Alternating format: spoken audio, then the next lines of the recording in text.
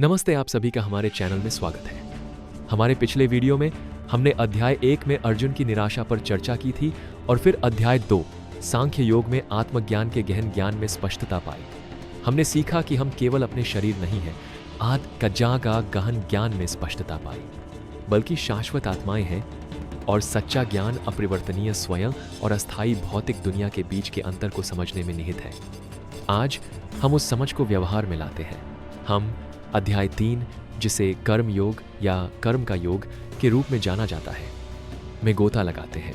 यह अध्याय हम में से हर एक के लिए अविश्वसनीय रूप से व्यावहारिक और प्रासंगिक है। चाहे जीवन में हमारा मार्ग कुछ भी हो, यह मूलभूत प्रश्न का उत्तर देता है। हम आंतरिक शांति और आध्यात्मिक विकास बनाए रखते हुए दुनिया में सार्थक और प्रभावी ढंग से कैसे रह सकते हैं। भगवान कृष्ण अर्जुन को अपने कर्तव्य से भागने के लिए नहीं कहते हैं, इसके बजाय वह उसे कार्य करने का तरीका सिखाते हैं। केवल कोई भी कार्य नहीं, बल्कि वह कार्य जो मुक्त करता है, जो ऊपर उठाता है, जो वास्तव में आध्यात्मिक है। तो आइए कर्म योग के गहन ज्ञान का अन्वेषण करें। अब सांख्य योग में अमर आत्मा के बारे में सुनने के बाद अर्जुन ने सोचा होगा, यदि मैं केवल आत्मा हूं, शरीर और कार्यों से अलग, तो कार्य करने की परवाह ही क्यों करें? क्यों ना सब कुछ से हटकर ध्यान करें? यह एक आम गलत धारणा है और कृष्ण इस अध्याय की शुरुआत में ही इसका सीधा समाधान करते हैं। कृष्ण अर्जुन से दृढ़ता से कहते हैं कि कोई भी एक पल के लिए भी कर्महीन नहीं रह सकता है। हमारा अपना स्वभाव हमें कार्य करने के लिए बाध्य करता है। यहाँ तक कि सांस लेना, सोचना और भोजन पचाना भी कर्म है। आप देखिए, भौतिक प्रकृति के गुण सत्व, रजस, तमस लगातार सक्रिय रहते हैं, हमें विभिन्न गतिविधियों को करने के लिए प्रेरित करते हैं। भले ही आप अपनी शारीरिक क्रियाओं को जबरन रोकने की कोशिश करें, आपका मन फिर भी सोचेगा, इच्छा करेगा और कार्यों की योजना बनाएगा। तो चुनाव यह नहीं है कि कार्य करें या नहीं, बल्कि कार्य कैसे करें। इस भौतिक संसार में किसी भी जीवित प्राणी के लिए कार्य से बचना केवल एक विकल्प नहीं है। वास्तविक ज्ञान कर्म की प्रकृति को समझने और इसे इस तरह से करने में निहित है जो हमें बांधता नहीं है। कृष्ण तब एक महत्वपूर्ण अवधारणा का परिचय देते हैं, जब कर्म उनके फलों की इच्छा से किए जाते हैं तो वे बंधन की ओर ले जाते हैं। यह मूल समस्या है। जब हम परिणामों से लगाव के साथ कार्य करते हैं, चाहे वह प्रशंसा, लाभ, मान्यता या यहाँ तक कि सिर्फ एक विशिष्ट परिणाम हो, हम कर्म बनाते हैं जो हमें बार बार के कार्यों और प्रतिक्रियाओं के चक्र से बांधता है। हमारे दैनिक जीवन में इसके बारे में सोचें। हम अक्सर काम पर कार्य करते हैं, किसी मित्र की मदद करते हैं या किसी लक्ष्य का पीछा करते हैं। यह सब एक निश्चित प्रतिफल की अपेक्षा के साथ करते हैं। जब वह प्रतिफल नहीं मिलता है या हमारी अपेक्षाओं को पूरा नहीं करता है, तो हम निराशा, क्रोध या उदासी का अनुभव करते हैं। यह भावनात्मक उलझाव ही वह श्रृंखला है जो हमें बांधती है। कृष्ण कहते हैं, यह संसार केवल यज्ञ के लिए किए गए कर्मों से बौंधा है। इसलिए हे कुंती पुत्र, तुम अनासक्ति से रहित होकर केवल उसी उद्देश्य के लिए अपने निर्धारित कर्तव्य का पालन करो। यहाँ यज्ञ का अर्थ केवल एक अनुष्ठान नहीं है। इसका अर्थ है अपने व्यक्तिगत इच्छाओं से परे एक उच्च उद्देश्य के लिए कार्य करना।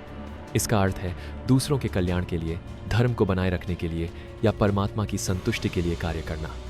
यह ध्यान मुझे क्या मिलता है से मैं क्या अर्पित करता हूँ की ओर स्थानांतरित करता है। यह आत्म संतुष्टि के बजाय सेवा की भावना से अपने कर्तव्य का पालन करने के बारे में है। यह हमें कर्म योग के सार तक लाता है। अपने निर्धारित कर्तव्य को कुशलतापूर्वक और निपुणता से करें, लेकिन परिणामों से अनासक्ति के साथ। यह शायद पूरी भगवद गीता में सबसे परिवर्तनकारी शिक्षाओं में से एक है। कृष्ण जोर देते हैं, अपना कर्तव्य धर्म करो। हर किसी की अपनी प्रकृति और स्थिति के आधार पर एक अद्वितीय भूमिका और कर्तव्य का समूह होता है। अपने कर्तव्य की उपेक्षा करना हानिकारक है। कर्म पर ध्यान दें, फल पर नहीं। हाथ में लिए गए कार्य को अपना 100% दें। इसे उत्कृष्टता, ईमानदारी और समर्पण के साथ करें। परिणाम को छोड़ दें। एक बार जब कार्य पूरा हो जाए तो जो भी परिणाम आता है, अच्छा या बुरा, उसे संभाव से स्वीकार करें। आप परिणाम के एकमात्र नियंत्रक नहीं हैं, कई कारक काम कर रहे हैं। एक उच्च उद्देश्य के लिए कार्य करें।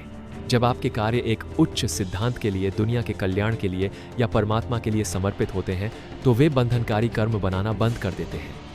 इसका मतलब आलसी या उदासीन होना नहीं है, इसके बिल्कुल विपरीत। इसका मतलब है अधिक ध्यान और दक्षता के साथ कार्य करना, क्योंकि आपका मन परिणामों के बारे में आशाओं और आशंकाओं से विचलित नहीं होता है। आप बस अपना सर्वश्रेष्ठ कर रहे हैं, एक भेंट के रूप में। यह कर्म में सच्ची स्वतंत्रता का रहस्य है। आप दुनिया में सक्रिय हैं, फिर भी आंतरिक रूप से अनासक्त हैं। कृष्ण कई शक्तिशाली कारण बताते हैं कि निस्वार्थ कर्म केवल एक अच्छा विचार क्यों नहीं है, बल्कि आवश्यक क्यों है। 1. ब्रह्मांडीय व्यवस्था बनाए रखना, लोक संग्रह। वह बताते हैं कि स्वयं जैसे महान व्यक्तित्व भी व्यक्तिगत लाभ के लिए नहीं, बल्कि एक उदाहरण स्थापित करने और ब्रह्मांड की व्यवस्था बनाए रखने के लिए कर्म करते हैं। यदि प्रबुद्ध प्राणी कार्य करना बंद कर दे तो समाज अराजकता में पड़ जाएगा। हमारे कार्य, यहाँ तक कि छोटे भी, सामूहिक भलाई में योगदान करते हैं। 2. पाप और बंधन से बचना। स्वार्थी रूप से किए गए कार्य नकारात्मक कर्मिक प्रतिक्रियाएं उत्पन्न करते हैं। निस्वार्थ रूप से किए गए कार्य परिणामों से अनासक्ति के साथ बंधनकारी कर्म जमा नहीं करते हैं, वे हृदय को शुद्ध करते हैं और मुक्ति की ओर ले जाते हैं। 3. मन की शुद्ध। जब हम निस्वार्थ भाव से कार्य करते हैं तो हमारा मन शुद्ध हो जाता है। अहंकार, इच्छाएं और लगाव जो हमारे निर्णय को बादल देते हैं, कम होने लगते हैं। यह शुद्धि आध्यात्मिक विकास और आत्म साक्षात्कार के लिए आवश्यक है। 4. उदाहरण देकर नेतृत्व करना। जैसा कि कृष्ण कहते हैं, महान व्यक्ति जो भी कार्य करता है, सामान्य लोग उसका अनुसरण करते हैं। वह अपने अनुकरणीय कार्यों से जो भी मानक निर्धारित करता है, पूरी दुनिया उसका अनुसरण करती है। हमारे कार्यों का एक लहर प्रभाव होता है। निस्वार्थ भाव से कार्य करके हम दूसरों को भी ऐसा करने के लिए प्रेरित करते हैं। अध्याय के अंत में अर्जुन एक महत्वपूर्ण प्रश्न पूछता है। वह क्या है जो किसी को पापपूर्ण कार्य करने के लिए प्रेरित करता है, भले ही अनिच्छा से, जैसे कि बलपूर्वक? यह इस बात की जड़ तक जाता है कि कर्म योग का अभ्यास करना इतना कठिन क्यों है। कृष्ण सीधा उत्तर देते हैं, यह काम, कामना और क्रोध है, जो निम्न राजसिक गुण से उत्पन्न होते हैं। यह हमारे सबसे बड़े आंतरिक शत्रु हैं। इच्छा जब अपूर्ण रहती है तो क्रोध में बदल जाती है। ये जुड़वां शक्तियां हमारे निर्णय को धूमिल करती हैं, हमें भौतिक अस्तित्व से बांधती हैं और हमें अनासक्ति के साथ कार्य करने से रोकती हैं।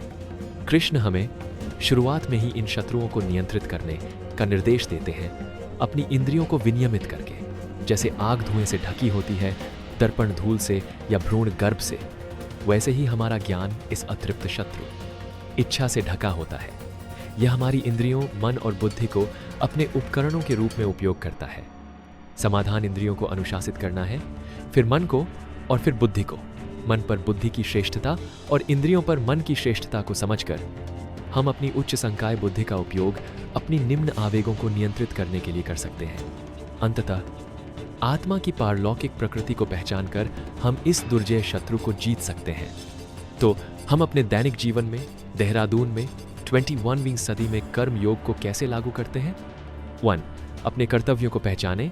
घर पर, काम पर, अपने समुदाय में अपनी जिम्मेदारियों को समझें, उन्हें अपनी पूरी क्षमता से निभाएं। 2. प्रक्रिया पर ध्यान दें, न कि केवल परिणाम पर। जब आप किसी परियोजना पर काम कर रहे हो, भोजन बना रहे हो या किसी पड़ोसी की मदद कर रहे हो, तो खुद को उस कार्य में ही डुबो दें। इसे समर्पण और कौशल के साथ करें, न कि लगातार ये सोचते रहें कि मुझे इसमें क्या मिलेगा। 3. अपने कर्मों को अर्पित करें। अपने कर्मों और उनके परिणामों को मानसिक रूप से एक उच्च शक्ति को या सभी प्राणियों के कल्याण के लिए समर्पित करें। इरादे में यह सरल परिवर्तन साधारण काम को आध्यात्मिक अभ्यास में बदल सकता है। 4. संभाव का अभ्यास करें। जब परिणाम आते हैं या नहीं आते हैं तो उन्हें शांति से स्वीकार करें। अत्यधिक अभिमान के बिना सफलता का जश्न मनाएं और निराशा के बिना असफलताओं से सीखें। 5. इच्छा और क्रोध के प्रति सचेत रहें। जागरूक रहें कि इच्छाएं कैसे उत्पन्न होती हैं और कैसे अपूर्ण इच्छाएं क्रोध की ओर ले जाती हैं। उनकी अस्थायी प्रकृति को समझकर और अपने सच्चे, शाश्वत स्वरूप पर ध्यान केंद्रित करके इन आवेगों से अनासक्त होने पर काम करें। कर्म योग दुनिया से भागने के बारे में नहीं है, बल्कि पूरी तरह से इसमें संलग्न होने के बारे में है, फिर भी मुक्त रहने के बारे में है। यह हर कार्य को मुक्ति और आंतरिक शांति की ओर एक कदम में बदलने के बारे में है। कर्म योग एक शक्तिशाली शिक्षा है जो काम और कर्तव्य की हमारी समझ में क्रांति लाती है। यह हमें परिणामों की चिंता से मुक्त करता है और सांसारिक गतिविधियों को आध्यात्मिक अभ्यास में बदल देता है। यह हमें सिखाता है कि सच्ची स्वतंत्रता निष्क्रियता में नहीं, बल्कि सही कर्म में पाई जाती है। ज्ञान, अनासक्ति और निस्वार्थ सेवा की भावना से किया गया कर्म। यह अध्याय भक्ति और ध्यान में गहरी डुबकी लगाने के लिए मंच तैयार करता है। यह दर्शाता है कि कर्म जब सही ढंग से किया जाता है तो स्वयं परमात्मा तक पहुंचने का एक मार्ग है। यदि कर्म योग की इस खोज ने आपको प्रभावित किया है तो कृपया इस वीडियो को एक थम्स अप दें। प्राचीन ज्ञान में अधिक यात्राओं के लिए हमारे चैनल को सब्सक्राइब करें और उस नोटिफिकेशन बेल को दबाएं ताकि आप हमारे अगले एपिसोड को मिस न करें। इस सप्ताह आप अपने जीवन में कर्म योग को लागू करने की एक व्यावहारिक तरीका क्या योजना बनाते हैं? नीचे टिप्पणियों में अपने विचार और अनुभव साझा करें। मुझे आपसे सुनना अच्छा लगेगा। इस गहन यात्रा में मेरे साथ जुड़ने के लिए धन्यवाद। अगली बार तक जिज्ञासु बने रहें, बुद्धिमान बने रहें और सत्य की तलाश करते रहें। हरे कृष्ण।